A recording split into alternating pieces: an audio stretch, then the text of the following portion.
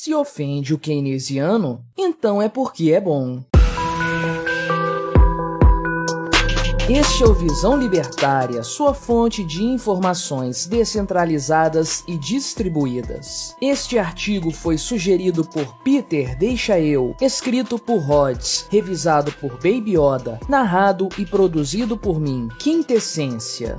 Uma estudante que se apresenta com o nome de Wendy na rede social Twitter, tweetou em seu perfil um episódio lamentável de censura com cerceamento de sua liberdade. Ela foi expulsa de sua aula de contabilidade em um curso de economia da faculdade onde está matriculada, simplesmente por ter defendido o Bitcoin quando o professor falou bobagens mais uma vez contra a criptomoeda, algo que ele tem o costume de fazer em sala de aula. Dessa vez, contudo, Wendy retrucou a maledicência do docente, sendo banida dos estudos. Segundo sua postagem no Twitter, hoje, meu professor comentou que Bitcoin não tem utilidade, já que o Pix é muito melhor e ainda é legal. Levantei a mão e pedi o número da lei que diz que o Bitcoin seria ilegal, já que não existe crime sem lei anterior que o defina. Fui expulsa da sala. Dá para imaginar que a argumentação dela foi afrontosa no âmbito intelectual, o que feriu a vaidade do acadêmico. Sentindo-se humilhado por não saber dizer qual lei brasileira supostamente versaria sobre a ilegalidade do Bitcoin, o professor provavelmente aplicou a falácia da autoridade e apelou para a expulsão.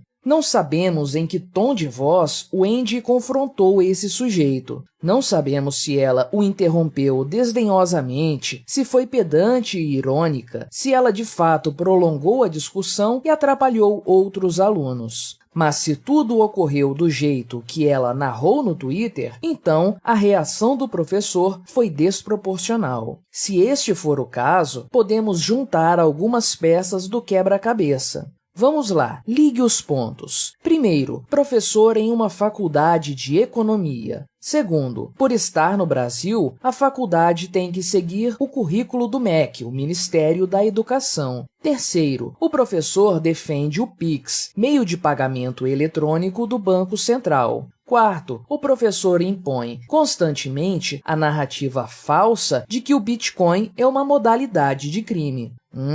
Esse senhor tem cara de ser o quê? Ah, sim, um keynesiano. Keynesianismo é a economia mainstream do mundo controlado por estados-nações de sociais-democracias. Baseado nos ensinamentos de Keynes, o keynesianismo é o socialismo aplicado na economia de bancos centralizados, com moeda sem lastro que pode ser criada para sanar o que eles, erroneamente, dizem ser o problema do mercado: superprodução do capitalismo para subconsumo das pessoas. O governo imprimir dinheiro e injetá-lo nos bancos estaria estimulando as pessoas a terem crédito fácil e, portanto, consumirem os excedentes produtivos que ficaram parados nas indústrias e empresas. Essa é uma visão errada em incontáveis sentidos. Não pode haver consumo sem produção anterior. Não pode haver produção sem alocação racional dos recursos. No fundo, os keynesianos modernos sabem disso, mas querem apenas um pretexto para que o governo controle o dinheiro. O FMI, Fundo Monetário Internacional, que o diga.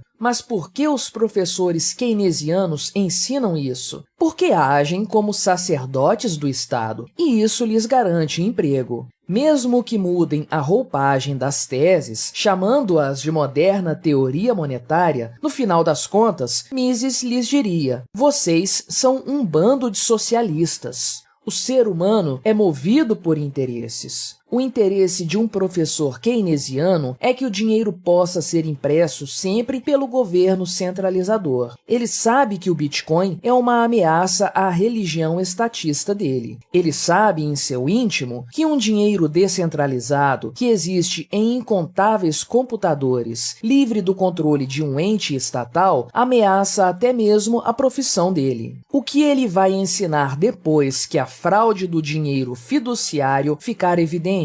Mas a regra é a seguinte: se algo ofende muito um keynesiano, então é porque é bom. O Andy acabou recebendo a solidariedade da comunidade Bitcoin no Brasil. O economista austríaco Fernando Ulrich, autor do livro Bitcoin, a moeda na era digital, se solidarizou com um relato, perguntando em qual curso de economia há professores com posição tão preocupante assim. O Andy preferiu não expor o professor e a faculdade para evitar cancelamentos pela internet. Disse, contudo, que continuará indo às aulas e expondo sua opinião para lutar contra a censura do debate em um assunto legítimo. Veja que mulher libertária! Ela não usará a ferramenta do cancelamento. É algo desproporcional neste caso. Ela não quer manchar a reputação do professor, mas sim usar a arma que o caso requer, o argumento. Ora, a aula é um contrato entre aluno e professor. Porém, a proibição de haver debate de ideias numa universidade ou faculdade contraria o próprio princípio do conhecimento em si. Ciência é feita por dúvidas, não por certezas. O espaço de estudo é propenso para questionamentos, ainda que estes causem embaraços ao ego. Ninguém é dono do saber. Ninguém no ambiente universitário que fala o que quer tem o direito de nunca passar por um debate intelectual. O professor quebrou o contrato de ensinar quando a colocou para fora de sala. E também porque não aceitar uma argumentação contraria o próprio processo de ensinar em si. Mas, claro, fizemos a ressalva anteriormente de que estamos partindo do pressuposto de que ela questionou de forma cordial, dentro das regras invisíveis da boa convivência que esse tipo de espaço acadêmico requer. Ah, e vamos combinar, né? Para que tanta sensibilidade? Ironias na argumentação fazem parte da retórica, que era mais mimimi, não acham? Uma salva de palmas para o Andy com sua postura libertária. E viva o pluralismo de ideias!